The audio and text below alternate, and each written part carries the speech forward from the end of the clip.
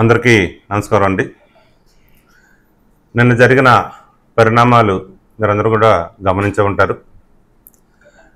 బెల్ప్లీది గుడి ఎదురుగా సత్య థియేటర్లో రాయల్ బార్ అండ్ రెస్టారెంట్ పెడుతున్నారు అన్న విషయం మీద నిన్న వైసీపీ నాయకులు కొద్దిగా అవాకులు చవాకులు పేలడం జరిగింది. అందులో మరి గత 40 సంవత్సరాలు బట్టి రాజకీయాల్లో ఉంటూ రామకృష్ణ గారి నాయకత్వంలో పనిచేస్తూ ఈరోజు వేరే పార్టీలో ఉన్నప్పటికీ వారు కొన్ని తెలుసో తెలియకో కొన్ని లేని అబండాలు ఎమ్మెల్యే గారి మీద మాట్లాడడం జరిగింది. ప్రభుత్వం ఏదైతే బారు ఆ సత్యథియేటర్లో పెట్టడం జరిగిందో అది ప్రభుత్వం పెడుతుంటే ప్రజాప్రతినిధులుగా తెలియకుండా ఉండదు. ప్రజాప్రతినిధులకి తెలిసి అక్కడ పెట్టడం కూడా జరిగి ఉంటుంది. ఇది ప్రజలందరూ కూడా గమనిస్తున్నారు అన్న ఒక వ్యాఖ్య వారు చేయడం జరిగింది. మీరు ఒకటైతే గమనించాలి, 40 సంవత్సరాలు రామకృష్ణ గారి తాలూకా పరిపాలనలో మీరు శిష్యార్కం చేశారు. మాలాగే మీరు కూడా రామకృష్ణ గారి తాలూకా పరిపాలన ఎప్పుడూ కూడా ప్రతి ప్రభుత్వ రంగ సంస్థ కూడా స్వేచ్ఛావాయులు పీల్చుకునే విధంగా ఉంటుంది. ఏ రోజు కూడా ప్రభుత్వ అధికారుల్ని అజమాష్ చేసి మీరు ఏ కార్యక్రమం చేసినా మాకు తెలియపరచండి అనే హక్కు ఏ రోజు కూడా జారీ చేయరు. ప్రజలకు అనుగుణంగా ప్రభుత్వం ఏమి నిబంధనలు ఇచ్చిందో దానికి అనుగుణంగా కార్యక్రమాలు చేపట్టమని కూడా చెప్పడం కూడా ప్రతి అధికారి కూడా ఆ స్వేచ్ఛను వారు ఇస్తారు. వేరే నాయకుల్లాగా గతంలో ఉన్న ఎమ్మెల్యేలాగా మన పరిపాలన అయితే మీరు చూసారు. 2019 నుంచి 2024 వరకు మీరు హయాంలో ఉండడం వల్ల ఇకున్న పరిపాలన మీరు మర్చిపోయినట్టున్నారు. అప్పుడైతే మీకు ఏ అధికారి ఏ కార్యక్రమం చేసినా మీకు తెలియపరిచి మీరు పర్మిషన్ ఇస్తేనే ఆ కార్యక్రమం చేయండి అని మీరు ఆర్డర్లు జారీ చేస్తున్నారు. కనుక పచ్చకవర్లోకి లోకమంతా పచ్చగా కనిపించినట్టు రామకృష్ణ గారు కూడా అదే పరిపాలన చేస్తున్నారని మీరు భావించి ఈ రోజు ఆ వైన్ షాప్ని రామకృష్ణ గారు తాలూకా దృష్టిలో లేకుండా పెట్టారా అని మీరు వ్యాఖ్య చేశారు. నిజంగా మీరు రామకృష్ణ గారు అంటే ఒక తులసివనం లాంటి వాళ్ళు అందరూ కూడా అందరూ శిష్యార్కం చేసిన ఎవరు చేసిన అంత తులసివనంలో మీరు ఒక గంజాయి మొక్కలాగా ఈరోజు ఈ వ్యాఖ్య చేయడంలో అందరూ మిమ్మల్ని గంజాయి మొక్క మేమైతే భావిస్తున్నాం. దయచేసి ఇది వచ్చే రోజుల్లో కూడా కొద్దిగా జాగ్రత్తగా మాట్లాడాల్సింది మీకు ఈ పత్రికా విలేకరుల ద్వారా మీకు హెచ్చరిస్తున్నాం. ఒక కార్పొరేటర్ అయితే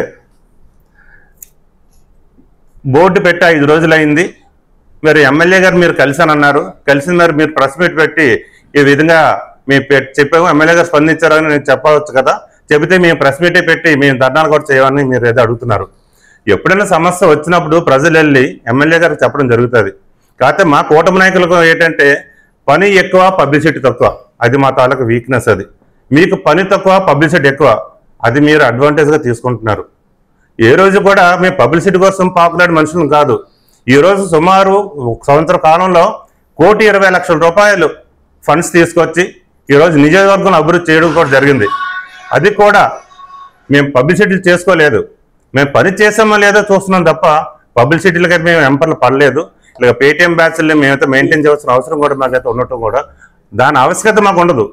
మాకు ప్రజల దేవుళ్ళు, ప్రజల గురించి మేము పనిచేస్తున్నాం. ప్రజలకు తెలిస్తే చాలు, ఏ గ్రామంలో చేసిన అభివృద్ధి ఆ గ్రామంలో చేస్తే చాలన్న దిశగా మేమైతే కొంతల రామకృష్ణ గారు పరిపాలన అయితే సాగిస్తున్నారు. మరి మీరు వైన్ షాప్ దగ్గర దందాలు చేశారు అని మా మీద అయితే మీరు ఏదన్నారు. ఒక్క వైన్ షాప్ దగ్గర కూడా మేము దందాలు చేసినట్టు మీరు నిరూపిస్తే రాజకీయ సన్యాసం అయితే మేము తీసుకుంటాం. దానికి మీరు సిద్ధమైతే మీకు ఇది ఛాలెంజ్ అయితే చెప్తున్నాం. రామకృష్ణ గారి తాలూకా పరిపాలనలో వైన్ షాపుల దగ్గర దందాలు చేశారు అని చెప్పి మమ్మల్ని మీరు నింద చేశారు. ఏ కోసానైనా మీరు దాన్ని నిరూపించగలిగితే మేమైతే రాజకీయ సన్యాసం తీసుకుంటాం.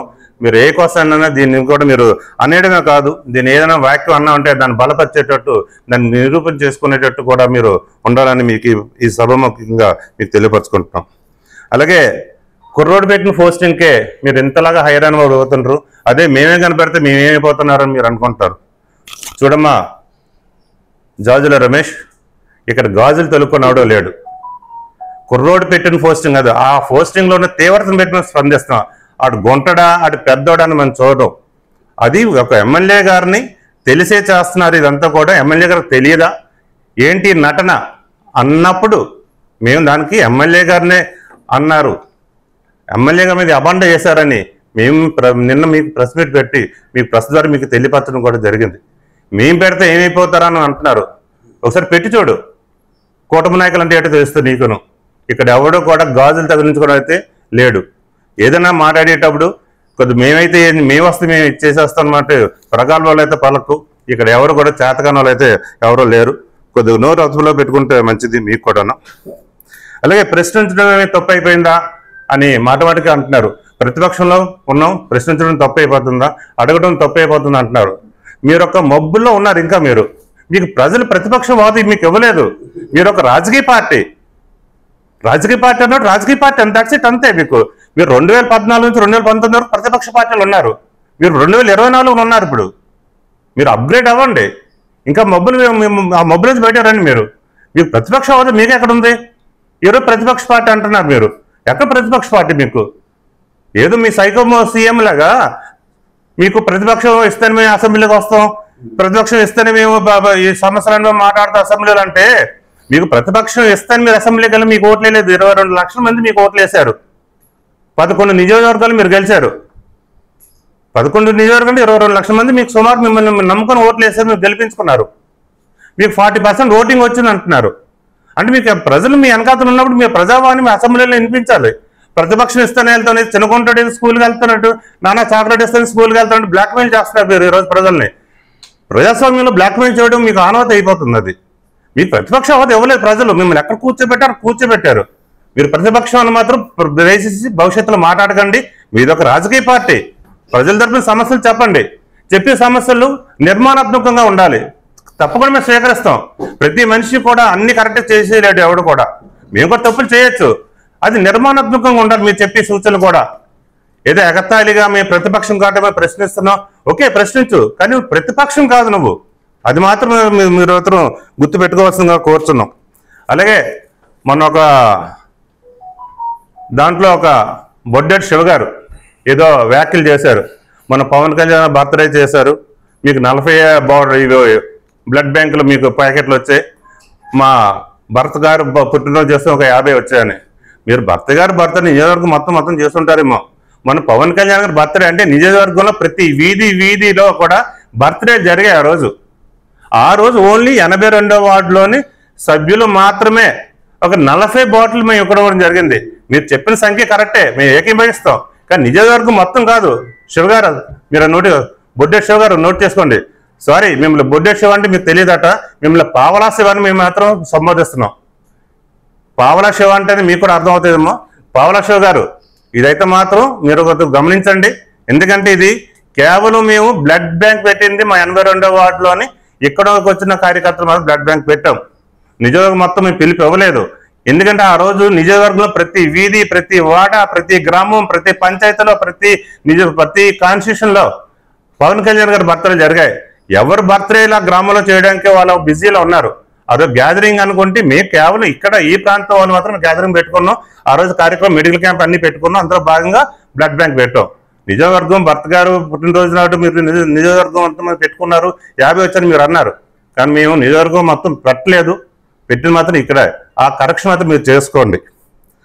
అలాగే మీరు మన భర్త కుమార్ గారు బర్త్డే పెడితే ఒక 2000 మంది వచ్చారంటున్నారు. అది సంఖ్య అది పెద్ద చాలా తక్కువ. అది మా ఎంపీటీసీ నాగేశ్వర గారు పుట్టినరోజుకి ఓన్లీ తుంపాల్లోనే 3600 మంది వచ్చారు. ఓన్లీ కేవలం ఎంపీటీసీ నాగేశ్వరరావు అతని బర్త్డే తుంపాల 3500 వచ్చారు. నియోజకవర్గం మొత్తం పాపం భర్త గారు సముద్రాలు వచ్చినా కనీసం అక్కడ 1,00,000 వాళ్ళు ఉండాలి. కేవలం మీరు ఎంతమంది తీసుకొచ్చారు? 2000 మందిని. భర్త గారు అమాయకత్వాన్ని మీరు క్యాష్ చేసుకుంటున్నారు. వారు సౌమ్యుడే, మేము ఒప్పుకుంటాం. వారు మంచివారే, మేము అంగీకరిస్తాం. వారు ఉన్నతమైన రాజకీయాలు చేయాలని అనుకుంటున్నారు. కానీ వాళ్ళు తప్పుదో పట్టేస్తున్నారు. ఏదో పని లేని మంగళోడికి, పని లేని బార్బర్ షాప్ వాడికి పిల్లి బురుకు కోరుకున్నట్టు మేము గతంలో మీరు చేసిన 3 వర్కులకు మీకు ఒక ఎగ్జాంపుల్ ఈ సందర్భంగా మీకు తెలియపరుస్తాను. మా కూటమి నాయకులు 83వ వార్డు కూటమి నాయకులు ఆ మధ్యని ఒక మున్సిపల్ ఆఫీస్లో ఒక చెత్త వల్ల స్కూల్ అంతా స్మెల్ వస్తుందంటే ఉదయం 6 గంటలకి అక్కడున్న నా కూటమి నాయకులు 83వ వార్డులో ఉన్న కూటమి నాయకులు వెళ్ళి అక్కడ జివిఎంసీ కమిషనర్ గారికి చెప్పి, వర్క్ ఇన్స్పెక్టర్, శానిటేషన్ ఇన్స్పెక్టర్ చెప్పి ఇమీడియట్ గా ఖాళీ చేయాలి, పిల్లలు ఇబ్బంది పడుతున్నారు ఆ దుర్వాసనతో అని ఉదయం 6:30కి వెళ్ళి చెప్తే 9 గంటలకు మీరు వెళ్ళి ఫోటోలు చేసుకుని హల్చల్ చేశారు. ఏంటి పనులువి? ఇంత చిల్లర రాజకీయాలా? పెరుగు బజార్లో రోడ్డు వేయడానికి మేము పెరుగు బజార్లో రోడ్డు వేయడానికి 4 రోజుల క్రితం మేము 4 రోజుల్లో రోడ్డు వేస్తానని మీరు తెలుసుకొని 4 రోజుల ముందు మీరు ధర్నా చేస్తాను అంటున్నారు. చిల్లర రాజకీయ అవసరమా? చేయండి, మాకు తెలియపరచండి. అదొక నిర్మాణాత్మకంగా ఉండాలి. ఏంటి చిల్లర రాజకీయాలు ఇవి? ఇవన్నీ చిల్లర రాజకీయాలకు వస్తాయి. ఒక భర్త గారు అంటే పాపం రాజకీయాలు కొత్త వారికి ఏంటి, మీరేం లెఫ్ట్ రైట్ గా వ్యవహరిస్తున్నారు. ఈ టౌన్లో ఉన్న 2 నాయకులు, కుడి లెఫ్ట్ ఒకరు రైట్ ఒకరు, వాళ్ళు తప్పుదో పట్టిస్తున్నారు. భర్త గారి తాలూకు అమాయకత్వాన్ని మీరు క్యాష్ చేసుకుంటున్నారు. వారిని ఎందుకు పాములుగా మీరు వాడుకుంటున్నారు భర్త గారిని? ఖచ్చితంగా మీరందరూ కూడా ఈ విధంగా చేయాలి. శివ గారు మీరైతే మాత్రం బొడ్డాడు శివ గారు మీకు సంబంధించడానికి అయితే మేమైతే కొద్దిగా మీకు అర్థం అవుతుందని పవళ శివ గారు మిమ్మల్ని అయితే మేము అంటున్నాం. దయచేసి అందరూ కూడా. అలాగే రామ్కీ గారు అంటే ఎవరని మీరు అడుగుతున్నారు. ఈరోజు అనకాపల్లి నియోజకవర్గంలోనే కాకుండా చుట్టుపక్కల నియోజకవర్గంలో కూడా కళాకారులు ఈరోజు ఆర్థికంగా బలపడుతున్నారంటే వన్ అండ్ ఓన్లీ రామ్కీ గారి వల్లే. గత ప్రభుత్వంలో 2019 నుంచి 2024 వరకు ఏమైనా ప్రోగ్రామ్స్ పెట్టుకుంటే 10:30కి వెళ్ళి ఆఫ్ చేసేవారు.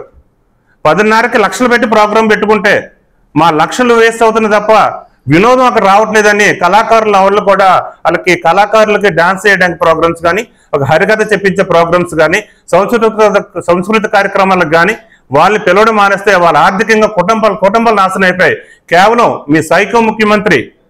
మీ సైకో మాజీ ముఖ్యమంత్రి ప్రస్తుతం అప్పుడు ముఖ్యమంత్రి 2019 నుంచి 2024 వరకు అతను తీసుకున్న అనాలోచన వల్ల హిందూ తత్వాన్ని డెవలప్ చేయకూడదని ఒకే కంకణం కట్టుకొని హిందూ పండుగలు ఏం జరిగినా 10:30కే క్లోజ్ చేసేటట్టు చేయడం, అది కళాకారులు కడుపు కొట్టినట్టు అయింది తప్ప మరేం కాదు. ఈరోజు కళాకారులు అందరూ కూడా ప్రతి పూట తింటారండి. వన్ అండ్ ఓన్లీ అదే భీమశెట్టి రామకృష్ణ గారి వల్ల అదే ఈరోజు అందరూ కూడా కళాకారులు కడుపు నిండా భోజనం కూడా చేయగలుగుతున్నారు.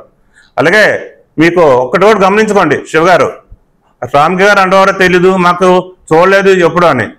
భగవంతుని చూడాలనుకోకు, భగవంతుడు ఇచ్చే ప్రసాదాన్ని తీసుకోవడం కోరిక ఎప్పుడు కూడా. దగ్గరగా చూస్తే అదే సినిమా చెప్పినట్టు మస అయిపోతాను నువ్వు నిజంగాన.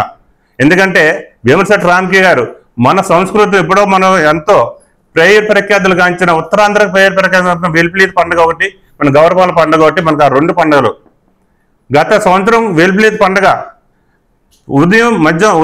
అర్ధరాత్రి 2 గంటల వరకు జరిగిందంటే ఎటువంటి గొడవలు లేకుండా, ఎటువంటి అరాచకాలు జరగకుండా అటు పోలీసులు అలర్ట్ చేస్తూ, ఇటు ప్రజలు కూడా మోటివేట్ చేస్తూ, అధికారులు కూడా కోఆర్డినేట్ చేస్తూ ఎటువంటి అరాచకం లేకుండా ఉదయం 2 గంటల వరకు కార్యక్రమం జరిగంటే అది భీమశెట్టి రామ్కీ గారి వల్ల జరిగిందని నువ్వు మాత్రం గుర్తుపెట్టుకో. అలాగే మన గౌరవాల పండుగ కూడా జరిగే క్రమంలోనే జాగ్రత్తలన్నీ తీసుకున్నా. కొన్ని దుష్టశక్తుల వల్ల ఆ పండుగను కూడా అర్ధాంతరంగా అక్కడక్కడ కొన్ని ఆపినా, మరికొన్ని చోట్ల గౌరవాల పండుగలన్నీ 2 గంటల వరకు కూడా ప్రోగ్రాం జరగడం, మరియు తెల్లవారు 3 గంటల వరకు కూడా ప్రోగ్రాం జరిగినవి కూడా ఉన్న దాఖలు ఉన్నాయి. మీరు ఎప్పుడు కూడా ఒక మనిషిని కించపరిచేటట్టు కానీ, ఒక వ్యక్తిని దిగజార్చేటట్టు కానీ మాట్లాడితే ఒక ఆకాశం ఉమ్మేస్తే మన ముఖం మీద పడుతుందని నువ్వు మొత్తం తెలుసుకో శివాది. ఎందుకంటే మీకు ఇవన్నీ కూడా పత్రికాపరకంగా మీకు చెప్పాలని ఈరోజు ముందు రాను. Thank you very much.